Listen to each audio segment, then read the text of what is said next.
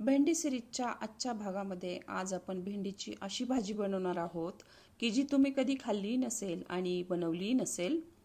नमस्कार मंडळी, सुनीता लवंडेज किचनमध्ये तुम्हा सर्वांचं खूप खूप स्वागत।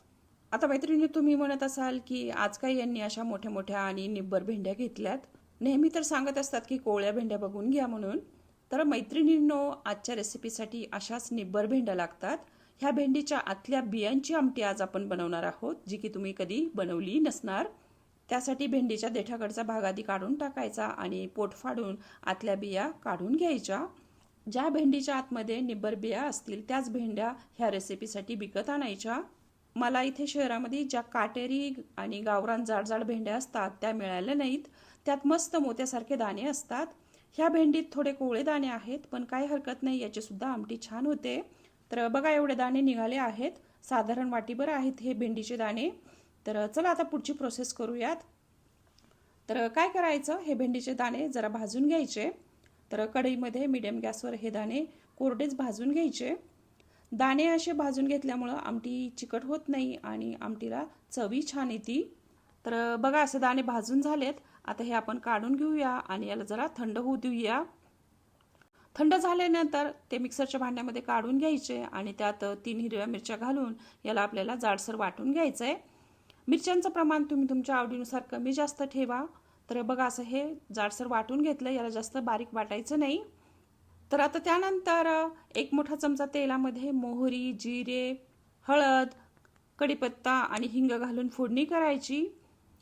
जिरे मोहरी चांगली तडतडू द्यायची। त्यानंतर गॅस बारीक करून यात 1 टेबलस्पून बेसन पीठ चांगलं खमंग तांबूस भाजून घ्यायचं। बेसन पीठ अजिबात करपू द्यायचं नाही, नाहीतर भाजीला करपट वास लागेल। तर बघा, बेसन पीठ छान खमंग भाजलेलं आहे। तर आता यामध्ये आपण जे भेंडीचे दाणे वाटून घेतले होते ते घालूयात आणि चांगलं आता याला परतून घेऊयात। 1-2 मिनिट वाटण परतल्यानंतर यामध्ये अर्धा चमचा काळा मसाला आणि 1 चमचा धने पावडर घालून याला परतून घ्यायचं। 1-2 मिनिट परतल्यानंतर यामध्ये पाणी घालून मिक्स करायचं। आमटीचा घट्टपणा किंवा पातळपणा पाहून पाणी घाला आणि मिक्स करा। चवीनुसार मीठ, चिंचेचा कोळ आणि गूळ घालून मिक्स करा आणि याला जरा एक उकळी येऊ द्या।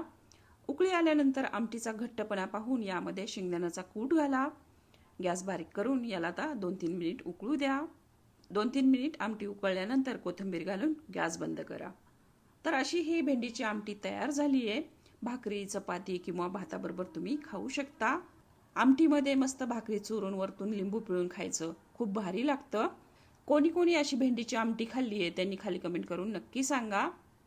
तर इथंच आपली ही भेंडीची सिरीज संपलेली आहे। पुढच्या भागामध्ये अजून एखाद्या भाजीचे वेगवेगळे प्रकार मी घेऊन येणार आहे।